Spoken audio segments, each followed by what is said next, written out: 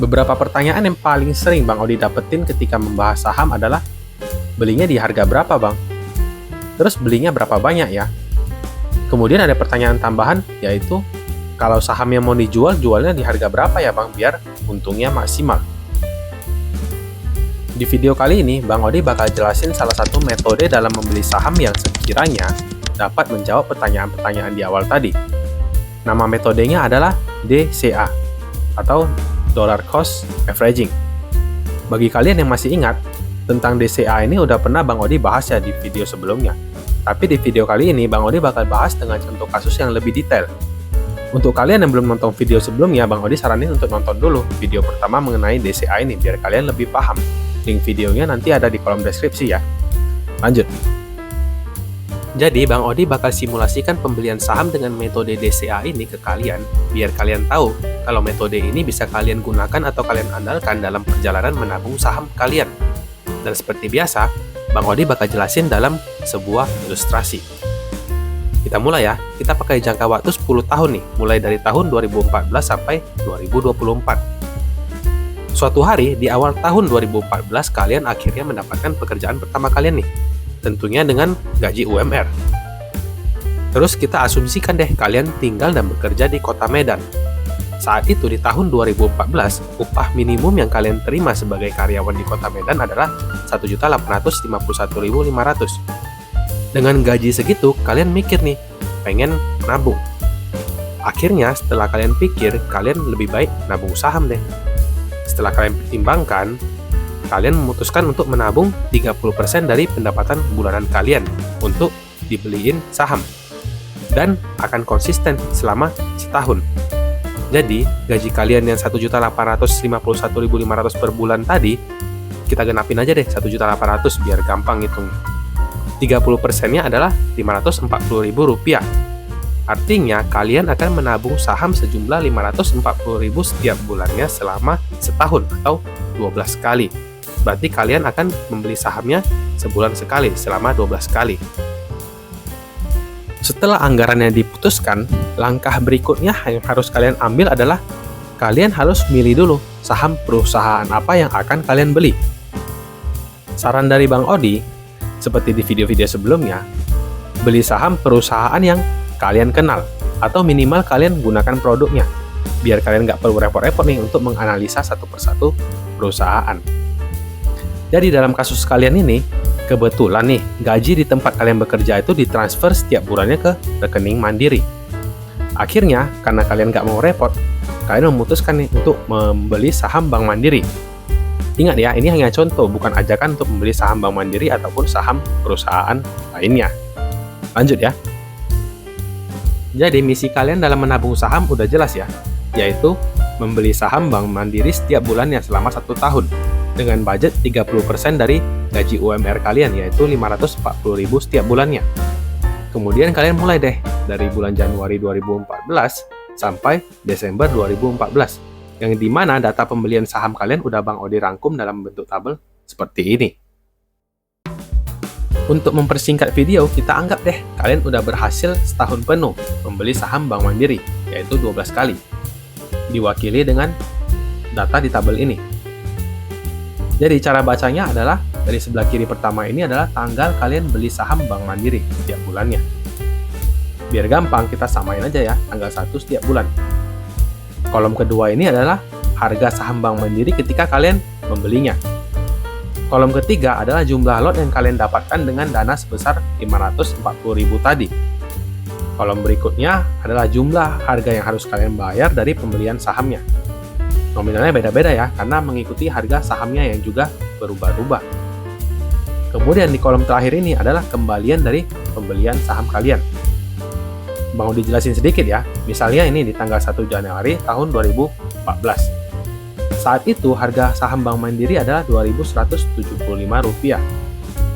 Jadi dengan uang kalian yang Rp540.000 tadi, kalian dapat 2 lot saham Bank Mandiri dengan total harga Rp435.000. Dengan uang Rp540.000, kalian masih dapat kembalian Rp105.000. Kenapa gak digenapin aja Bang, biar gak perlu ada kembalian? Gak perlu dijawab lagi ya, kalian udah tahu jawabannya. Jadi cara bacanya seperti itu, singkatnya. Jelas ya? Oh ya, ini belum termasuk biaya layanan ya, atau biaya sekuritas. Bang Odi gak masukin, biar gampang aja ngitungnya, tapi jumlahnya gak banyak kok. Lanjut ya. Mengikuti data di tabel ini, saat ini kan bulan Desember ya, alias pembelian terakhir kalian di sepanjang tahun 2014.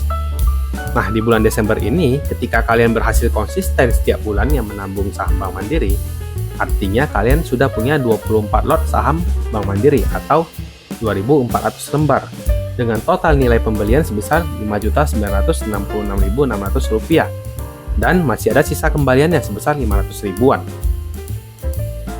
Berarti saat ini kalian punya 2.400 lembar saham Bank Mandiri yang kalian beli dengan nilai sebesar Rp5.966.600 yang kalau dirata-ratain harga saham Bank Mandiri yang kalian punya adalah Rp2.486 per lembarnya. Dari mana Bang harga 2.486 ini?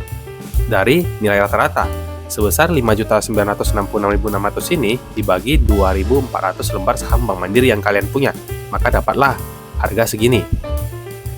Pada saat itu harga saham Bank Mandiri adalah Rp2.694 sesuai dengan tabel yang ini. Artinya dengan ini kalian udah untung Rp208 per lembarnya dari selisih harga doang, atau yang biasa disebut capital gain. Itu kalau kalian memilih menjualnya di saat itu juga. Sebagai informasi, keuntungan Rp208 atau sekitar 8% itu lumayan banget ya. Udah 2 kali lipat dari bunga deposito. Kemudian anggap deh, kalian akhirnya memilih untuk menjual saham Bank Mandiri yang kalian miliki saat itu juga.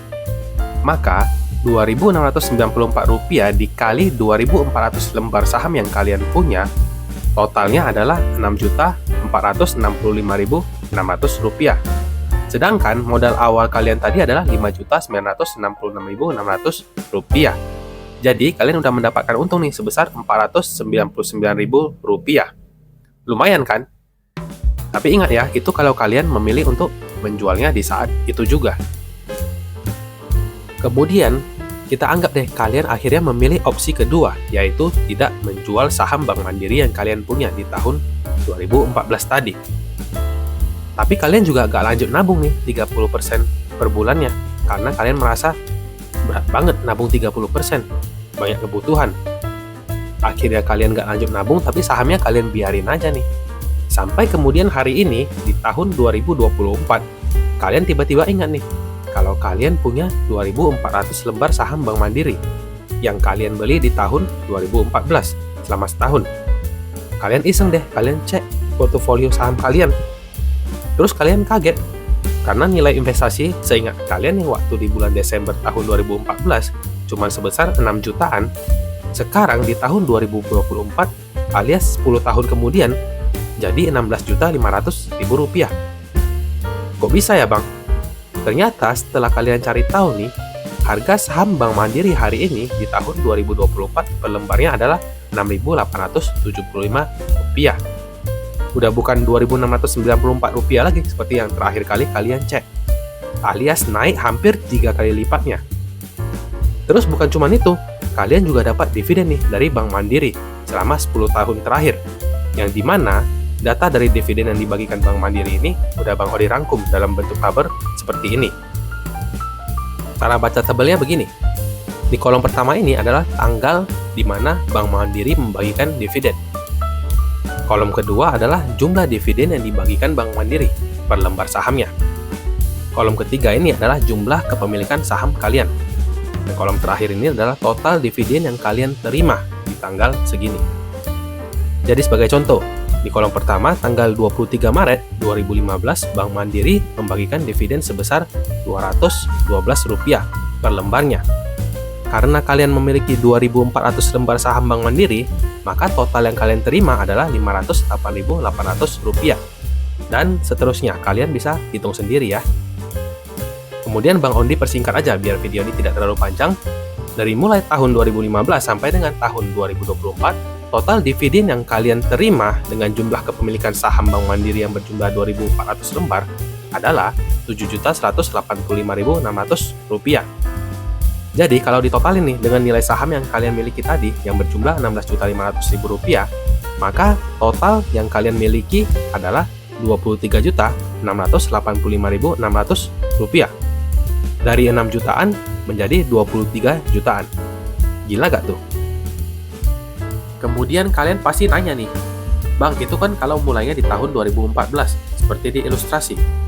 Kalau mulainya sekarang di tahun 2024 gimana, Bang? Udah telat belum? Apa masih bisa menguntungkan? Kalau menurut Bang Odi pribadi nih ya, nggak ada kata terlambat untuk mulai berinvestasi di pasar modal. Dan selama kalian membeli saham perusahaan yang berkinerja baik dalam jangka panjang, kemungkinan besar akan menguntungkan. Dan dari video ini juga kita bisa mengambil kesimpulan nih. Dalam berinvestasi di pasar modal, selain butuh modal pastinya kalian butuh 3 hal. Yang pertama, keberanian. Yang kedua, konsisten. Dan yang ketiga, kesabaran. Keberanian untuk memulai alias gak nunda-nunda nih.